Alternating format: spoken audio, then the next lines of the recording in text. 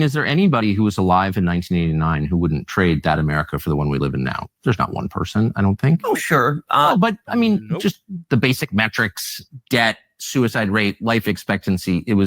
I wonder why after that victory, America didn't thrive in the way that we thought that it would, that I thought that it would. My family was involved. Maybe because regime change is not a good way to build your own country. In that, I mean, we were very focused on it in my house. We won. And I wonder two things. Why didn't the United States kind of declare victory and make some sort of arrangement with Russia that allowed like mutual prosperity rather than continuing a Cold War? And second, I wonder why the United States didn't get a lot better. Like, why don't we have better infrastructure? Why don't we have fewer homeless? Why do we have all these drugs? Like, if we won, why does our country look like this? I walked across from Union Station this morning, as you do, I'm sure, every day. And all these people lying in the street and sleeping outside. It's like, what is that? Sleeping outside Union Station. So look, meaning the just mountainous and not so simple. We just drone bomb everything. You're gonna need people in there. You're gonna need it, and I don't like it. I'm focused abroad, and not enough time focused on the people sleeping outside Union Station. So look, I absolutely think we need to focus at home emphatically, and we need to focus on prosperity. We need to focus on reducing the debt, reducing spending, empowering people, low taxes, small businesses, American free enterprise. It's the most powerful force for fighting poverty the world has ever seen. I'm 1,000% there. I also recognize it is a dangerous world, and part of the responsibility of leaders, part of President Trump's responsibility, is to keep America safe. Let's go back to where we started. But can I ask, you've been in the district a long time in D.C., so have I. And the city's way more dangerous, and Congress runs this. No, it's a complete crapple. So I'm saying, like, no Iranian's ever going to kill me, but I could get carjacked here. And I just don't understand how the Congress could run this city and focus on the dangers of Iran when the city is like garbage. Okay. It's garbage. But Congress. So Frank's saying don't even go there. It's not Iraq. And I'm assuming this is in response to Funkmaster. So, Don was saying, with the geography, that Iraq is just a pool table when there's all these mountains in Iran. So what do you think? What do you think? Why is it? Why are they off base? City and focus on the dangers of Iran when the city is like garbage. Okay. It's garbage. But Congress doesn't run the city. We could. Congress does run the city. It's in the Constitution. It's in the Constitution, but they've given home rule, so it's a Democrat mayor. Take it back. You control the Congress. I'd vote for it, but it is a question of math. Okay, but I'm just saying, like, why? How can people ignore? It's like if my own kids are drug addicts, but I'm focused on my neighbor's kids. It's like I'm neglecting my own kids, and there's a sense in which the Congress is neglecting the country that elected them in favor of this relentless focus on other people's problems.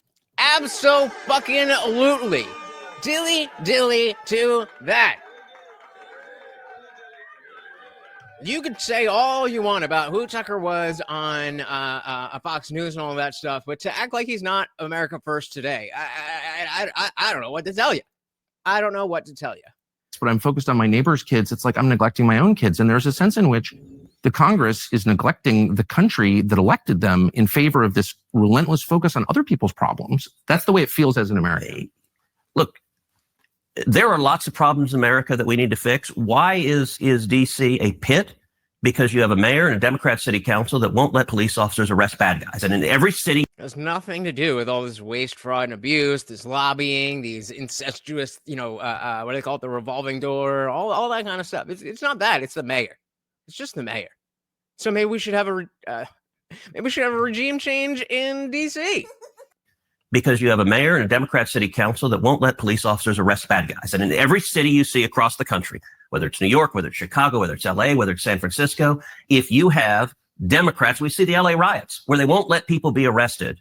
All right. Then why not work in regime change here? Why not use the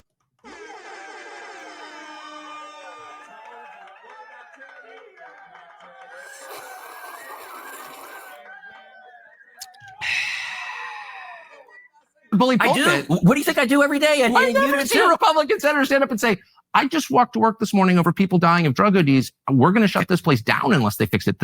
They're mad about Putin. Like, what did Putin do to Washington? Nothing. Look, in terms of regime change, let's talk this week. The riots in LA. I've made very clear that the cause of those riots are Gavin Newsom and Karen Bass. And when you elect communists who hate America, who stop law enforcement from arresting criminals, you get what you get on the street. Amen. I agree. Okay, but I'm not trying to be like, well, Karen Bass and Gavin Newsom are great. Absolutely not.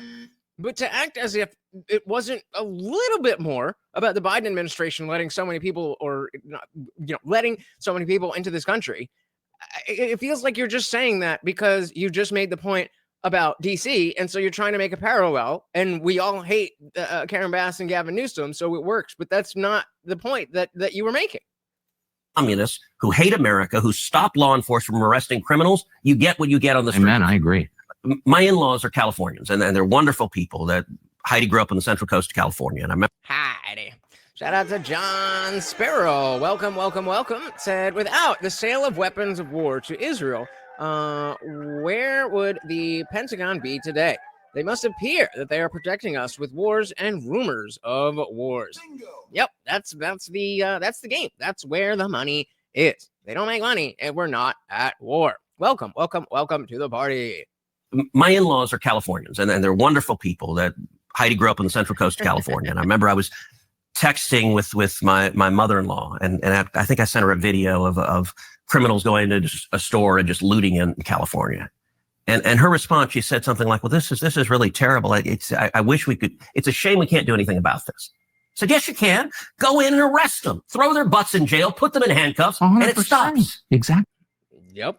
And so we know how to fix these things. And DC is I think DC voted, if I remember right, 92% Democrat. Democrat policies don't work, and they destroy every community that they are in charge of. Then why don't Republicans assert their constitutional authority over the city? Don't they control the Congress? Yeah. But because they're all neocons and rhinos, then because Trump is in there doesn't mean that they all are going to follow suit and become different people that they have been for their entire careers. Yes, I'd be all for it. Who's against it? Susan Collins is really vocally against it.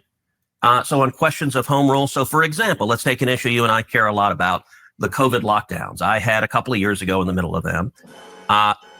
DC was proposing, the DC school district was proposing throwing out of school any child that was not vaccinated. And at the time, if I remember correctly, it was something like 40% of the African-American students in DC were not vaccinated. So I'm talking about literally throwing out. Those Californians, they just cannot stop being racist. 40% of the kids at public school. And so I had a vote on the Senate floor to say, look, they can't throw kids out of school for this. And we ended up having a big argument. And part of the argument was home rule, where and Susan was the most vocal Republican. That's like, no, we have to let DC run. And I'm like, why? Constitution gives us the power to do it. And it ended up, by the way, every single Democrat, all of them, voted in favor of the DC public schools being able to throw out 40% of the black kids from school. And I said, look, you throw it. Of course they did. Of course they did.